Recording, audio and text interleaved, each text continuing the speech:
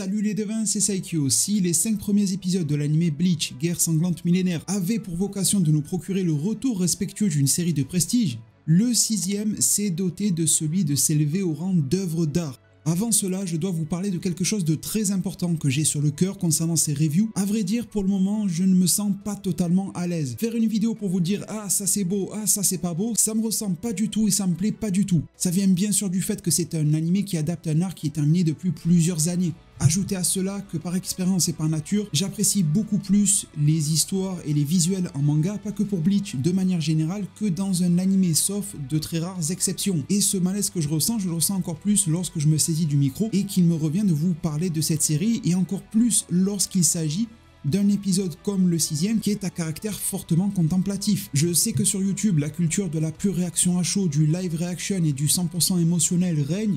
Mais franchement, en 7 ans d'activité sur YouTube, ça n'a jamais été mon cas. Ce que j'aime proposer, c'est de l'analyse, à minima d'apporter une surcouche pour stimuler aussi bien vos esprits que le mien, et qu'il se dégage une réelle valeur ajoutée de mes vidéos, qu'elles plaisent ou non, peu importe, ce n'est pas le sujet, mais en tout cas c'est mon objectif. Enfoncer des portes ouvertes, ça me fatigue très vite et très fort. De manière générale dans la vie, je suis une personne qui réagit de manière assez sobre et modérée, et je ne vais pas changer ça pour faire le show dans une vidéo. Alors sincèrement, je me plaisais plutôt bien dans le tout premier format de mes reviews Bleach, épisodes 1 et 2 de mémoire, mais franchement, faut se le dire aussi, c'était pompeux et vraiment plus chronophage que ça ne le mérite. Tandis que les formats actuels, plus épurés, me font entre guillemets bien sûr me sentir mal, toute proportion gardée bien sûr, ça reste un animé, un sujet passion. Alors sachez qu'il y aura d'une manière ou d'une autre des remaniements de formats dans les reviews Bleach à venir. Je n'ai pas encore forcément trouvé la clé, et d'ailleurs j'ai été jeter un coup d'œil ailleurs, voir si j'étais le seul ou pas à ressentir ce malaise. Alors même si les autres ne l'ont pas exprimé de cette manière-là, peut-être qu'ils ne le ressentent pas de la même manière, mais j'ai quand même dénoté quelque chose. Sans même aller voir les vidéos complètes de chacun par manque de temps, je remarque par exemple que Ulki est passé de format vidéo à des lives. Farem a procédé à des modifications de format. Et je vous avoue que je ne connais pas trop le YouTube anglophone Bleach, mais de ce que j'ai vu, j'ai la sensation qu'ils font chacun 2-3 vidéos par épisode, voire même 4, parce que ça commence avec la vidéo live reaction, la review sans spoiler, la review spoiler, et la preview d'un autre épisode, tout cela dans des vidéos séparées. Et au final, quand je clique un petit peu au hasard dans leurs vidéos, du côté anglophone encore une fois, j'ai l'impression que ces vidéos se répètent au lieu de se compléter. Donc aussi bien de mon propre côté que en lorgnant du côté des autres, je n'ai pas forcément trouvé le fin mot de cette affaire. N'hésitez pas d'ailleurs à faire vos apports en zone commentaire, je pense que ça peut vraiment être prolifique, mais ça rumine vraiment en moi, il faut que je trouve quelque chose ou que quelque chose change. C'est vraiment quelque chose que je voulais vous dire pour être 100% franc, pour que personne ne soit aussi choqué ou trop surpris des probables évolutions à venir. En tout cas, si comme moi vous êtes ultra fan de Bleach et que vous avez le temps, rematez cet épisode numéro 6 au ralenti. Vous baissez la vitesse, que ce soit sur un logiciel, plateforme de streaming ou je ne sais quoi, vous mettez une vitesse réduite de moitié, quelque chose comme ça, et vous allez voir tellement de détails qui passent presque inaperçus. En regardant l'épisode, j'ai eu cette sensation de me dire ça défile tellement vite et j'ai l'impression qu'il y a des choses très très belles qu'on n'a même pas le temps de regarder. Alors je vous dis pas que chaque frame est magnifique si vous la mettez en pause. Il y en a bien sûr qui sont pas trop au niveau parce que ça va tellement vite que les animateurs de type intervalliste n'ont pas poussé le bouchon trop loin. Mais il y a beaucoup de plans d'intervalles qui me semblent même avoir été faites par des animateurs clés tellement c'était réussi. En parlant d'animation, chapeau et cocorico au jeune animateur Yugen qui s'est illustré une fois de plus dans cet anime Bleach et avec brio. Fluidité des mouvements et impact sont au rendez-vous, un niveau de qualité et de finition exceptionnel. Encore une fois, j'ai envie de dire, comme lorsqu'il s'était illustré sur le Ichigo face à Kilge, certains visages et mouvements de corps me paraissent un petit peu étranges. Difficile encore une fois pour moi de me prononcer, que cela soit dû à des corrections du côté de la direction d'animation, que ça soit dû à certains intervalles, etc. Bref, au global, c'était vraiment très plaisant pour les yeux. Du début à la fin, c'est un réel florilège visuel. Il y a quand même certains passages que j'ai préférés à d'autres. Le changement de direction artistique lorsque Zanka no Tachi a été activé, le Bankai de Yamamoto qui a rendu la Soul Society d'un coup plus clair. On avait eu déjà quelques bribes la semaine dernière avec le flashback sur Sasakibe qui avait donné ce même genre de teinte et on y a eu droit dans le moment présent. C'était court, mais j'ai beaucoup aimé parce que ça me rappelait certains instants du passé de la Soul Society qu'on a déjà connu en animé et ça me permettait de reconnecter un petit peu plus les deux séries, à la fois l'ancienne à la nouvelle. Bon, avec 15 millions de degrés, que voulait faire même le Reiatsu de Yamamoto s'enflamme, il est en train de faire fondre le sol qui est fait de Reishi, c'est quand même une dinguerie, donc forcément tout l'environnement change. Mais c'était vraiment un pur kiff dans ces instants-là de retrouver cette sensation de Soul Society connue et presque perdue dans cette nouvelle itération d'animation. Et sinon, visuellement, peut-être que je vais aller à contre-courant, vous me direz en zone commentaire, mais on est aussi là pour en débattre.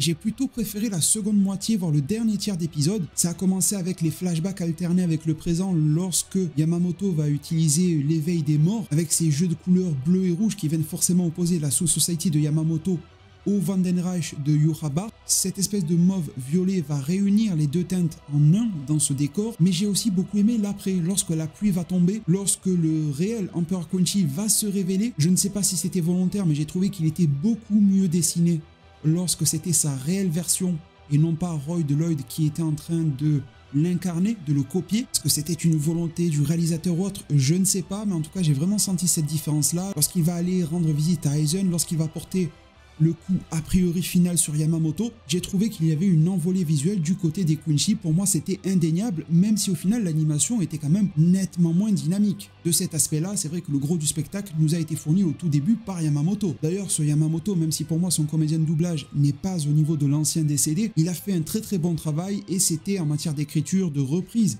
des dialogues du manga et de certains ajouts, punchline sur punchline, vous l'avez tous remarqué.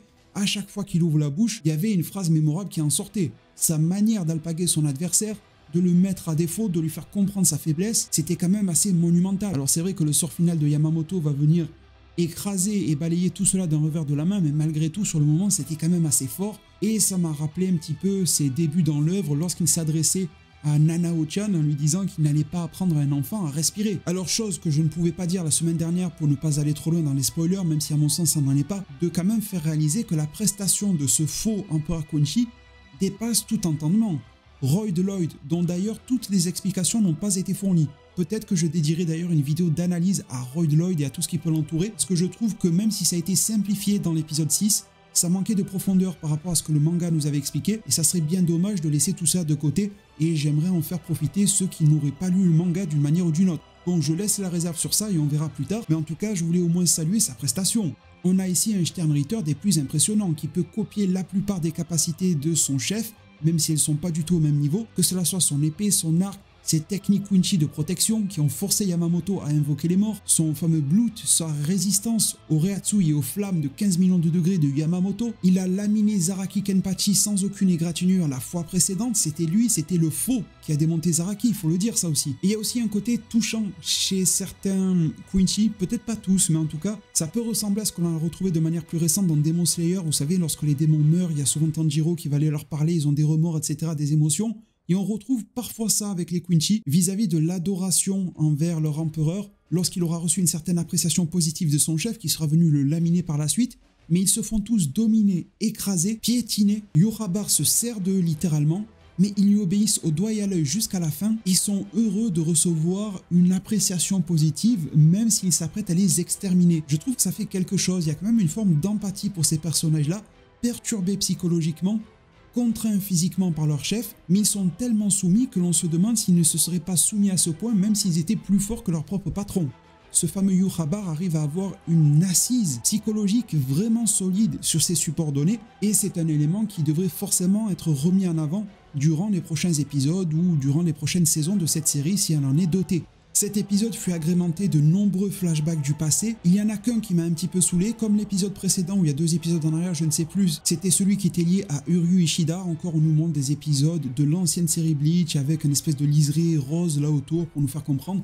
Les flashbacks liés à Uryu pour le moment sont pas ouf. Ce qui est intéressant, c'est sa lecture du livre. On avait vu clair d'ailleurs dans cette vidéo. Lors de ma brève analyse de l'opening, je vous avais dit que le livre, la page du livre cachée dans l'opening que Uryu était en train de lire, faisait un lien avec Yamamoto, avec son Bankai, son passé, la guerre face aux Quincy et probablement les 13 sanguinaires.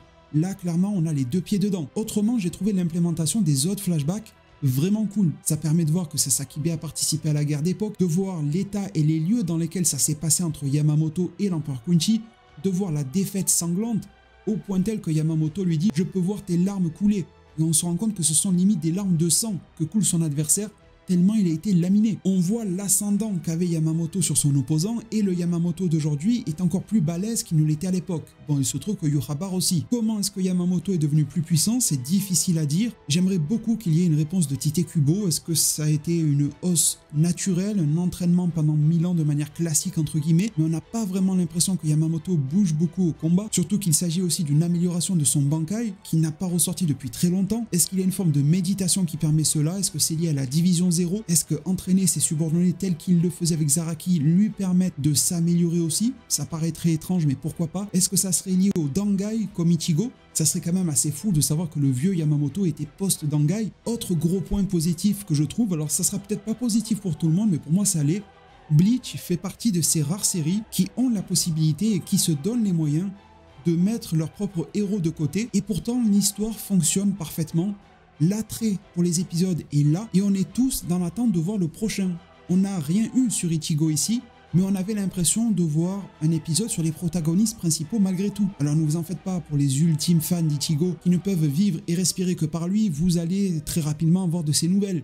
Mais quand même, ça fait tout un petit paquet d'épisodes dans lequel Ichigo est là, mais on n'a presque même pas l'impression qu'il soit le héros principal. Il n'est pas, d'ailleurs, face à la menace principale. C'était aussi un petit peu le cas lors de la bataille face à Aizen à la fin. Bien sûr, Ichigo est arrivé, mais très tardivement, coincé face à Ulquiorra, qui était un beau morceau. Ce mécanisme se retrouve ici, et ça se retrouve en début d'arc. J'avais déjà fait cette analogie dans une précédente vidéo, pour nous faire comprendre que la menace Quincy est beaucoup plus développée que celle des Arrancar et de Aizen. On reprend les éléments de la fin d'arc, sauf que l'on les place d'une manière ou d'une autre en début d'arc Quincy pour justement activer le levier que je viens de détailler et faire en sorte que chaque lecteur ou spectateur de Bleach est en tête de manière vraiment bien forgée que la nouvelle menace est à un tout autre niveau. Et je trouve ça vraiment super intelligent. En parlant d'Aizen, j'ai vraiment aussi beaucoup apprécié la rencontre avec le roi Quincy, qui était bien sûr à l'ordre du jour dans le manga, mais qui n'a pas du tout été développé ainsi. De voir à quel point ces deux génies tentent d'avoir l'ascendant psychologique sur l'autre, tout en faisant preuve de respect l'un pour l'autre, c'était vraiment génial à voir. Pour moi, les traits de caractère et les capacités de chacun des deux personnages étaient respectés, et ça permettait aussi de tendre quelques perches aux fans, avec notamment le Yurabara qui dira à Aizen « Non, je ne vais pas te tuer ici, tu as fusionné avec le Gyoku, ça va être trop compliqué. Je pourrais le faire, hein, dit-il, mais ça prendrait trop de temps. » Et Aizen rebondira en disant que c'est un coup très intelligent. Au final, Yurabara pourrait faire tomber Aizen s'il fait tomber d'autres éléments liés à la Soul Society et à quelque chose qui a trait à ses plans pour plus tard que je ne révélerai pas ici. En somme, s'il n'arrive pas à rallier Aizen à sa cause, qu'il considère lui aussi comme un potentiel de guerre, eh bien autant faire d'une pierre deux coups pour l'éliminer plutôt que de rester dans ce sous-sol à passer je ne sais combien de jours, de mois ou d'années pour vraiment l'éradiquer. En tout cas, ça démontre cette surpuissance de l'empereur Quincy parce que tuer Aizen qui je rappelle, s'il a reçu une peine de prison, c'est car il était plus ou moins immortel avec son assimilation du Hogyoku. Et on a quand même un mec qui dit « Bon, si j'avais pas une guerre sous le bras, là, je t'aurais tué, mais j'ai pas le temps. » Je parodie un petit peu, mais c'est presque ça qui lui a sorti. Et il lui a dit dans le plus grand des calmes d'ailleurs. On sentait vraiment qu'il ne bluffait pas, aussi bien sur son regard, son timbre de voix, que sur les airs de visage de Aizen qui savait pertinemment à qui il avait affaire. Et avant de passer à ce qui m'a un petit peu dérangé dans cet épisode-là, j'aimerais m'arrêter sur un point qui me paraît important. Je vais partir de ce tweet du frérot Caria sur Twitter et rebondir sur l'une de mes propres vidéos et théories qui l'accompagnaient. Il nous fait état du fait, à juste titre, que l'on apprend via le livre de Ishida Uryu qu'il y a 1000 ans en arrière, l'Empire Quincy se nommait le Lichtreich. Autrement dit en français, l'Empire de la Lumière. Je n'ai aucun doute sur le fait que vous avez tous été très attentifs à cet arc-là jusqu'à présent et vous savez que l'on nous parle aujourd'hui de Vandenreich, qui veut dire l'Empire, non pas de la lumière, mais l'Empire invisible. Alors, je vais me permettre de vous révéler un mini détail vis-à-vis de cet Empire Quincy. Vraiment, ça n'altérera en rien votre découverte de la suite de Bleach. En somme, pour que le Lichtreich de la lumière devienne le Vandenreich invisible, il a fallu qu'il aille se terrer dans le Schattenbereich, le domaine des ombres. Il y a donc eu par ce procédé une inversion de la situation et du milieu de vie des Quincy. Alors là, si vous êtes un habitué de mes vidéos, je vous en remercie de tout cœur, et que vous êtes un lecteur de l'arc one-shot enfer du manga Bleach, ça renvoie directement à une vidéo que j'ai postée il y a environ 7 mois en arrière. Je pense que c'est l'une de mes théories Bleach à propos de laquelle je suis le plus fier, je vous invite vraiment à aller la voir, qui s'appelait La Soul Society est-elle l'enfer? Bleach, arc enfer, grosse théorie. Je ne pourrai pas vous refaire ces 15 minutes de vidéo aujourd'hui, mais sachez que, en gros, vraiment en vulgarisant, j'émettais la possibilité que les mondes aient été inversés. Si les Quincy ont des pouvoirs plutôt divins et angéliques, ça ce n'est pas du spoil, vous l'avez vu dès l'épisode 6, avec le faux Yurabara qui parle d'une zone de protection à l'intérieur de laquelle le pouvoir de Dieu s'abattrait sur celui qui voudrait l'enfreindre. On avait vu aussi l'espèce d'auréole de Kilgeopia en Volstandish avec sa transformation qui rappelle les anges. J'émettais déjà il y a 7 mois en arrière, sans avoir cette information sur le Lichtreich, que les Quincy provenaient probablement d'un autre monde à la base et que leur monde d'origine pourrait être l'enfer. mais l'enfer qui à la base n'était pas l'enfer. C'était entre guillemets, pour faire l'opposé de l'enfer, une sorte de paradis dans lequel les Quincy pouvaient vivre paisiblement. Ils y avaient bien sûr d'énormes pouvoirs, ce qui expliquerait leur fort lien avec tout le domaine angélique, divin, et leurs apparences qui vont avec. Cela aurait un lien avec le péché originel de la Soul Society que je vous expliquais dans cette vidéo sur Tokinada, et certains personnages auraient voulu s'attribuer ce monde-là, et selon cette théorie-là, les Shinigami pourraient être à l'origine les habitants de l'enfer. On les appelle les dieux de la mort, ils sont vêtus de noir. Dans le manga, Yamamoto Genryusai est qualifié de gardien de l'enfer. Dans l'anime épisode 6, il sera acté que ces flammes proviennent de l'enfer, celles de son Bankai. On voit des papillons de l'enfer papillonner justement de droite à gauche dans la Soul Society. Et donc, si l'objectif de Yūhabar, qui n'est pas encore vraiment révélé dans l'anime Bleach, Guerre sanglante millénaire, existe, c'est peut-être aussi lié à cela, pour rétablir l'ordre originel des choses. En cela, ne vous en faites pas, je ne vous ai rien spoilé car ça reste à ce jour encore qu'une théorie et les objectifs de l'empereur Quincy seront en animé ce qu'ils sont également en version manga. Alors il y a vraiment beaucoup de détails très croustillants qui sommeillent à l'intérieur de cette vidéo, le lien est en description. Je ne peux que vous inviter de foncer aller la voir, mais en tout cas à la lumière de ces éléments accompagnant le Lichtreich, il n'y a qu'une seule pensée qui a traversé mon esprit, c'est celle-ci. Et par rapport à ce biais d'humeur que je vous faisais en début de vidéo, vous voyez, c'est clairement ce genre de choses qui me font vibrer en matière d'analyse, que ce soit Bleach ou un autre, et pas forcément de parler de la pluie et du beau temps à l'intérieur d'un épisode. J'aime creuser les sujets en profondeur. Il y a une autre vidéo que je peux vous conseiller, elle est un petit peu plus accessoire, mais elle pourra vous aider concernant le Bankai de Yamamoto, parce que la traduction officielle de Disney+, celle en anglais, vous a parlé de Zanka no Tachi, Minami, etc., mais sans forcément expliquer à quoi cela correspondait. Je ne sais pas si les fantrades vous ont aidé en français, ils ont pris le soin d'apporter quelques explications, mais sachez que cela correspond à des points cardinaux et que chaque technique a sa signification également en français. Une dizaine de minutes dédiées purement, sans aucune digression au Bankai de Yamamoto, je pense que c'est vraiment dans l'air du temps. Mais avant de clôturer cette vidéo et de vous faire parvenir la preview du prochain épisode, j'aimerais vous parler de quelques points négatifs malgré tout. Cet épisode, je vous l'ai dit, s'élève au rang d'œuvre d'art, mais même une œuvre d'art peut avoir ses défauts, ou en tout cas de manière très subjective mais mesurée, peut avoir certains aspects qui plairont à certains et déplairont à d'autres. Alors je pense que le premier point est en fait inhérent à la structure du combat, c'est-à-dire que ce n'est pas un défaut vraiment de l'anime, mais ça se ressent encore plus dans ce format. C'est le fait que c'est bien beau, toutes ces flammes, toutes ces explications, toutes ces étapes du Bankai, différentes formes, différents pouvoirs, certains même très surprenants comme le retour des morts. Mais au final, tout ça pourquoi? On est bien d'accord quand même. Vous avez vu à quel point de manière plutôt misérable Yamamoto a fini par perdre. Et ce qui m'a manqué ici, et peut-être que l'anime aurait mérité plus de rajouts sur le combat, c'est que Yamamoto fait la démonstration d'un pouvoir dépassant tout entendement, mais au final il en fait la démo sur un adversaire qui ne peut pas suivre. Parce que ce n'est pas le vrai Yūhabar, c'est Royd Lloyd. Il fait une prestation sublime, mais pas suffisante pour tenir face aux gardiens de la Soul Society et accessoirement de l'enfer. Et donc on a l'impression que Yamamoto fait le show sans forcément réellement frapper son adversaire. Il va couper son sabre, l'empêcher de l'utiliser, il va rater de peu son pied et créer une brèche dans le sol, la Soul Society va commencer à cramer autour de lui. Mais mis à part tout ce spectacle pyrotechnique, quel a été l'impact concret de Yamamoto sur son adversaire, hormis le coup final? Là il l'a démonté, mais avant ça on n'a pas forcément pu avoir d'échange, ça a été le jeu du chat et de la souris. Et donc on a cette libération, cette hype monumentale qui accompagne ce Bankai enflammé, mais je trouve aussi cette frustration de le sentir être muselé par le contexte scénaristique. Alors forcément c'est pour appuyer la défaite de la Soul Society, on en est tous conscients. C'est un mécanisme scénaristique qui fonctionne, mais au niveau du spectacle visuel, ça aurait forcément mieux marché si Yamamoto trouvait du répondant à son adversaire, voire même un adversaire qui le dépassait. Je dirais aussi que l'on a eu certains plans fixes, un peu trop appuyés et sans mouvement. Alors il y en a certains qui fonctionnent, sur Yamamoto, etc. Ça permet de tenter de retranscrire les émotions du manga. Par contre, il y en a sur les subordonnés qui reviennent des morts. On les a vus une fois, on les a vus une seconde fois encore plus appuyés, sans qu'il n'y ait aucun mouvement, sans qu'il ne lui parle, sans qu'il ne cligne des yeux ou je ne sais quoi. Ça faisait vraiment dessin, plan fixe, aucune animation, et j'ai trouvé que ça faisait un petit peu tâche au sein de ce type d'épisode. De manière encore plus subjective que tout, la direction artistique. Pas tout le temps. Vous l'avez d'ailleurs entendu en tout début de vidéo. Je vous ai dit que c'était même salvateur pour moi lorsque Zanka no Tachi est apparu et que la Soul Society s'est éclairée en même temps qu'elle s'asséchait. Malgré tout, du côté de l'animation, alors là je sens qu'en zone commentaire, on va venir me chasser avec des fourches comme si j'étais Frankenstein, mais en fait, j'ai trouvé que cette animation était parfois trop élastique.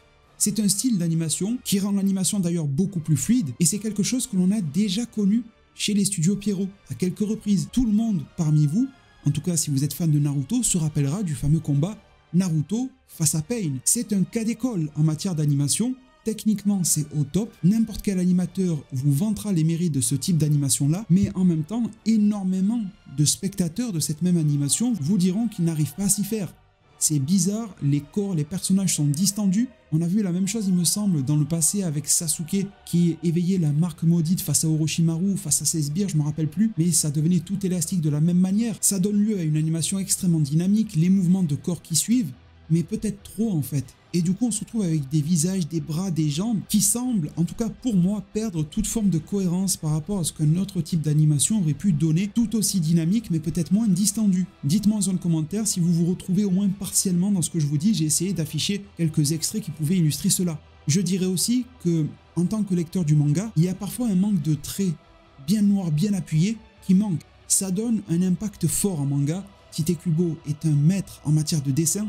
Là, on n'est pas du tout dans le cas du mangaka qui dessine comme un manche et dans lequel le studio d'animation vient lui donner une carrière. Là, on a Tite Kubo qui est un monstre en matière de dessin, en matière de mise en scène, en matière d'impact. Créer des personnages, des scènes, des cases, des pages mémorables, pour lui, c'est inné, c'est dans la peau. Et c'est pour ça que parfois, en regardant Yamamoto, dans la version animée, j'avais un petit peu du mal à déceler quelles pouvaient être ses émotions, quel type de regard il pouvait lancer. Parfois, le regard n'apparaissait même pas, on voyait presque pas ses yeux. Les traits étaient tellement légers, peut-être d'ailleurs que c'était un choix pour aider à fluidifier l'animation, mais c'était tellement dans le feutré que parfois, la noirceur du regard de Yamamoto ne se ressentait pas. Vient également le cas de la 3D.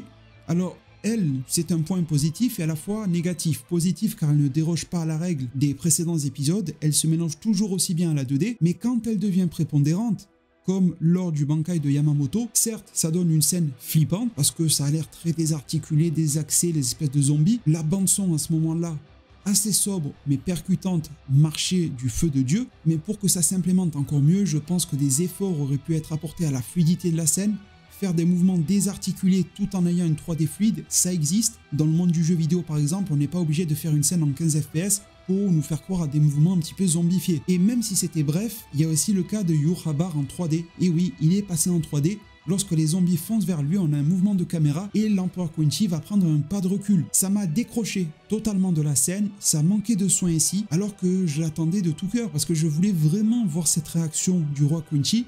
Je le fixais plus que les zombies pour la voir. Alors je sais que dans les commentaires on argumentera en me disant que je mets le regard là où il faut pas ou je ne sais quoi. Écoutez, je mets le regard là où j'ai bien envie de le mettre, avec tout le respect que je vous dois, et je suis aussi conscient que je fais partie de ce genre de personnes qui font chier sur les détails. J'en suis parfaitement conscient, je vais vous raconter une anecdote très brève et un petit peu conne, mais je pense qu'elle viendra appuyer le propos. Il y a une douzaine d'années en arrière, j'avais une montre qui n'était pas du tout un truc très cher ou quoi, mais elle me tenait à cœur pour certaines raisons. Je l'avais menée en réparation, enfin c'était même un upgrade de la montre parce que j'avais fait changer le moteur à l'intérieur. Je la récupère et lorsque je l'utilise, premier coup d'œil direct, je remarque qu'il y a quelque chose qui va pas. Alors je me dis que je dois m'y accommoder, etc. Mais une semaine après, c'est toujours pareil. Je retourne voir l'espèce de bijoutier horloger chez qui j'ai fait la réparation. Il se met à ricaner en me disant qu'il a parfaitement fait son travail. Il commence à regarder à l'œil nu la montre, aussi bien le cadran des aiguilles qui tourne, le moteur. Il ne voit aucun problème. Et il prend un de ses outils, une espèce de longue vue, mais en version miniature, vous savez, à la Jack Sparrow pirate, là. Il la colle au moteur ou je ne sais où de la montre. Il me dit que finalement, oui, il y avait un très léger dysfonctionnement, une espèce de mauvais calibrage ou quelque chose de la sorte, je n'ai plus les termes techniques, qui fait que le battement de l'aiguille n'était pas vraiment optimal. Je vous le dis vraiment en vulgarisant parce que j'ai pas tous les termes. Il m'a fait 2-3 corrections avec ses outils, j'ai récupéré la montre et instantanément à mon poignet, j'ai constaté que tout était parfait. Donc oui, je suis ce genre de personne qui peut être assez sensible à certains détails et qui peut faire chier son petit monde avec. Mais écoutez, dans le cas de la montre, j'avais payé pour une prestation, donc je voulais qu'elle soit parfaitement réalisée. Je pense que c'est cela qu'on est en droit d'attendre. Bien évidemment, il y a des cas dans lesquels je sais fermer ma bouche lorsqu'on me rend un service. Lorsque je n'ai pas besoin de plus, je sais m'en accommoder. Et par exemple, dans le cas d'une review, ça rebondit un petit peu avec mon message de début de vidéo. Je ne suis pas là pour amuser la galerie, je ne suis pas là pour enfoncer des portes ouvertes. Et je pense qu'un certain niveau de détail est attendu, réciproquement. Alors, concernant le prochain épisode, il s'appelle « Né dans le noir ». Le synopsis nous dit que Yurhabar, qui se tenait devant Yamamoto Genryusai Shigekuni, était un faux. Genryusai est coupé en deux par l'attaque du vrai Yurhabar qui apparaît. Shunsui Kyoraku et Jujiro Kitake, qui ont senti la situation, se trouvent horrifiés. Yurhabar explique comment le Gotei 13 et Genryusai ont changé. La Soul Society finit par être complètement envahie par les Sternritter Quincy. Le Seretei est détruit et s'effondre. Au milieu d'une situation remplie de désespoir, une énorme pression spirituelle s'élève au-dessus du Ceretai. Ce synopsis fout une hype de fou, je ne peux pas trop vous en dire mais ça va être un épisode hyper classieux, nous révèle également un total de 5 images, la première sur un personnage plutôt jeune, je ne vais forcément pas trop détailler pour ne pas rentrer dans le spoiler mais au moins vous l'aurez vu. C'est d'ailleurs très bien dessiné. On a un visuel sur Ukitake Jushiro qui est justement horrifié par la situation avec cette pluie qui tombe. C'était d'ailleurs un très bel effet dans l'épisode de venir contrebalancer les flammes de Yamamoto instantanément par une forte pluie lorsque le Bankai cesse, comme s'il fallait immédiatement rééquilibrer la situation. Le blondinet des Sternritter qui n'a toujours pas dans l'anime révélé son nom, pas très loin de lui se trouve toujours son patron. Tel que le synopsis du prochain épisode le dit, il a découpé en deux Yamamoto, Jushiro et Shunsui sont horrifiés. Je vous laisse le soin si vous êtes anime only d'établir ce qui a pu arriver à Yamamoto au final. Et pour les ultimes fans d'Ichigo, en même temps je pense qu'au fond de nous on l'est tous, eh bien vous et nous voilà servis étant donné qu'il est là. Alors on voit que la censure ils connaissent pas dans cet animé et tant mieux, avec une scène forte, une scène marquante qui va renvoyer à l'un des trailers qu'on avait vu sur cet animé, mais ce n'est pas tout, parce que bien sûr il y aura des surprises vis-à-vis de l'adaptation, les fans de Byakuya soyez prêts aussi, mais il a été également révélé que le visuel des 13 sanguinaires que je vous ai présenté récemment sur la chaîne sera intégré d'une manière relativement détournée dans l'ending de l'épisode et vous y verrez chacun de ces personnages. Regardez et écoutez donc l'ending de la série Bleach car vous y aurez des nouveautés. En matière de staff, ça a l'air de très bien se profiler et on devrait de nouveau en 7e épisode avoir un petit bijou sous les yeux et entre les mains. Mes très chers devins, je vous remercie infiniment d'avoir été là aujourd'hui, pour tout votre soutien, votre force qui m'est extrêmement précieuse. Rejoignez la chaîne en vous y abonnant juste en dessous, activez la cloche des notifications pour ne rater aucune vidéo. En ce moment, il y en a pas mal qui sortent et YouTube a un petit peu du mal à suivre avec les notifications et les recommandations. Merci aussi pour le nombre de pouces bleus pour justement atterrir dans ces fameuses recommandations et être un petit peu poussé par l'algorithme de YouTube. Merci d'avance pour tout, prenez tous extrêmement bien soin de votre futur et à plus pour de prochains arts divinatoires.